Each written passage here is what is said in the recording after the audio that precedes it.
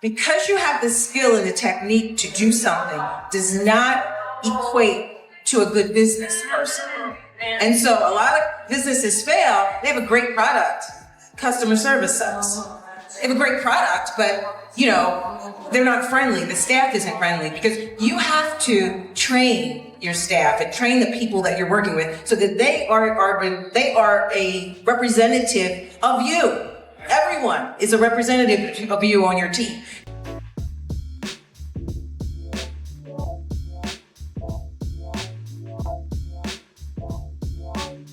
Alibaba today and be joined by these ladies who are building very innovative product-based businesses with global ambition and deep personal vision.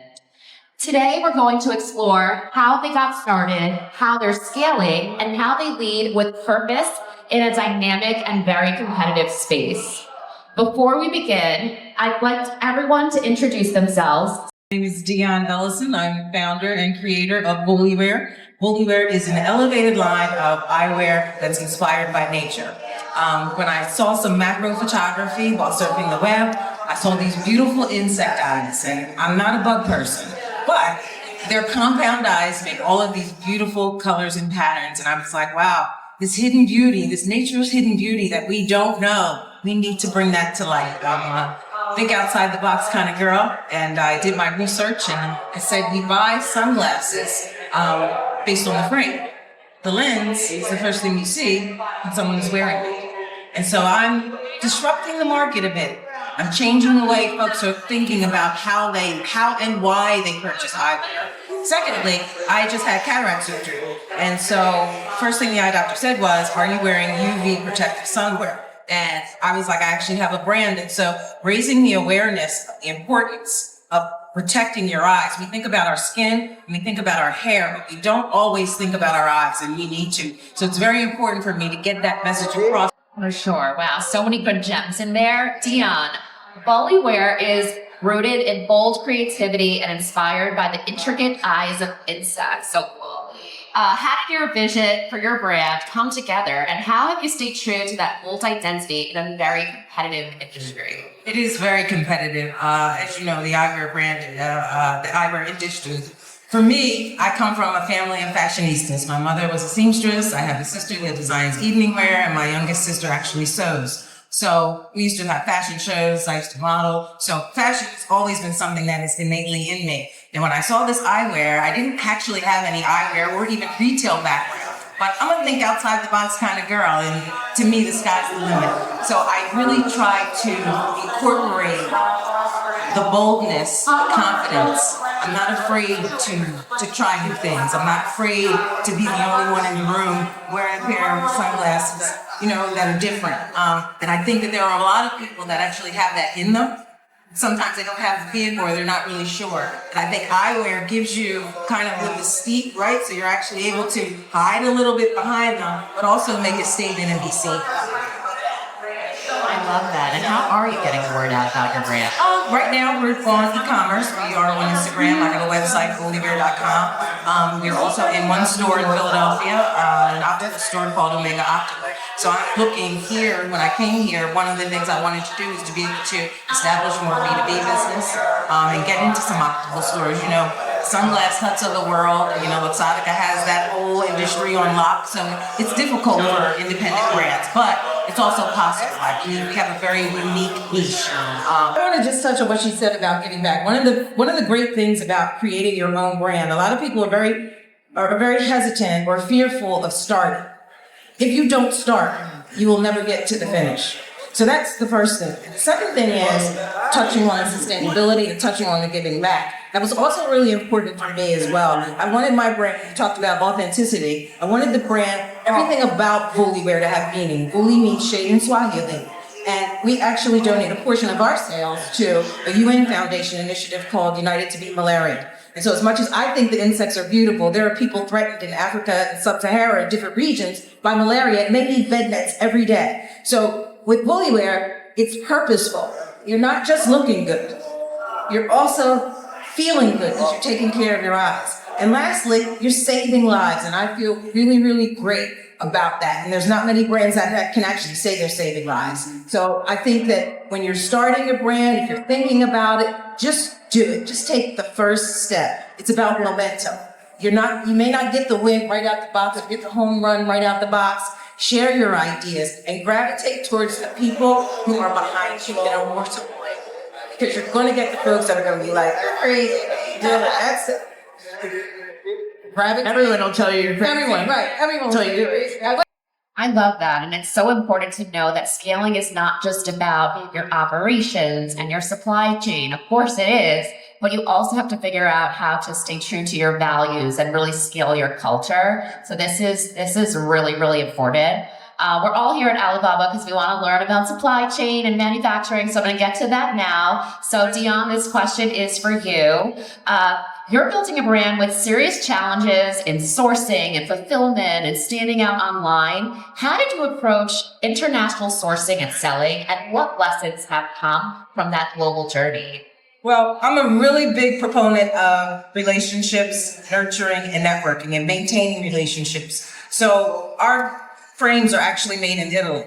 And Castellani makes our frames, and they've been in business for over 50 years. So when I discovered them, I wanted a metal frame. A lot of frames and sunglasses are made with acetate frames, which are the plastic frames, which are fine. And we will probably scale to that. But I wanted to start off with a unisex frame. And so he was a mentor for me.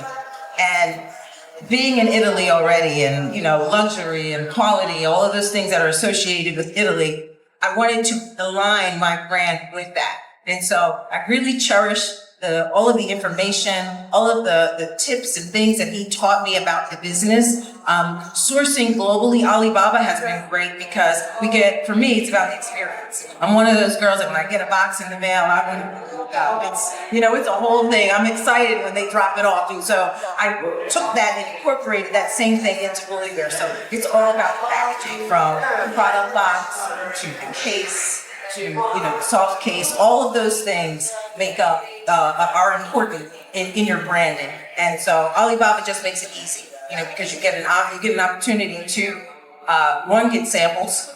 They do the custom samples for you, which it works out well. I've done returns. That has worked out well for me. And you just get a variety of different sources to decide which one you want to go with, all in one place, as opposed to, here or there. I think it just makes it really convenient. Yeah, that's so important to simplify the complexity. I think a lot of people think, I'm a really good hairdresser, so I can open a salon. I'm a really good artist. I can open an art gallery. Because you have the skill and the technique to do something does not equate to a good business person. And so a lot of businesses fail. They have a great product. Customer service sucks. They have a great product, but they're not friendly. The staff isn't friendly, because you have to train your staff and train the people that you're working with so that they are a representative of you.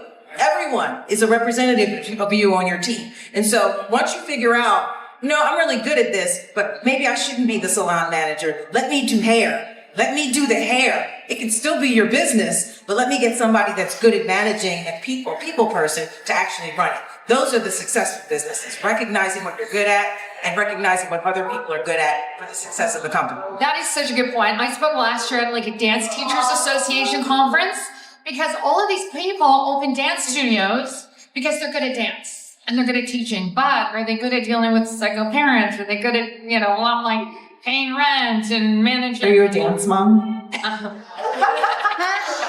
It's a racket. It's a racket. That was so started Entreprenista. Dionne, I want to know, you always show up as your authentic, fabulous, fashionable self. But what barriers have you had to overcome? The outdoor industry doesn't have a lot of women owners, independent brands, and it doesn't have a lot of Black women. So when I first launched, I didn't want to be a Black eyewear woman. I'm an eyewear woman, and I have to be a Black woman. And so through marketing, through social media, all of those things are something that you have to really try to navigate to stay authentically you, right? I try to always bring my best, right? My father was one of those people that he was like, people are always watching you and you're not watching yourself. So it's very important to me that I present what I'm looking to sell. It's who I am. I don't really have this, round formula for it. It's who I am. It's who I am. And it definitely shines through. For all of you, so to close us out, what is one piece of advice you'd give to a woman entrepreneur building a product-based business today? Dionne, let's start with you. I think I would probably say, just do it. Honestly, just do it. I've met a couple people here today that were like, oh, I have a couple ideas. And I'm like, do it. One of the things that I've lived this lifetime, and we all know how short it is. I don't want to be one of those people that woulda, coulda, shoulda. I want to say I did, I tried, it didn't work. I did it, I tried, it did work. You don't want to not know. So do it. You have the world at your hand, at your fingertips right now. So if you say you don't know how, you don't want to know how. So yeah, I would just say, just take the steps, do it. 100%. I always say, where there's a will, there's a way. And I always say the barrier to entry in business is getting lower and lower every single day with tools, with AI, with platforms like Alibaba. So you can test out your idea and learn things really quickly and not have to spend too much. So all really great advice. Thank you, ladies, for joining me today. Your stories and insights are going to help and inspire a lot of people. And I know today's conversation will spark a lot of new ideas for every product entrepreneur in the room. If anyone has any questions about Entreprenista, these ladies are all members of the Entreprenista League, so I'd love to connect with you all. We have a booth in the back here, and I'd love to see if you have any other questions, and enjoy the rest of your time at Alibaba. Thank you.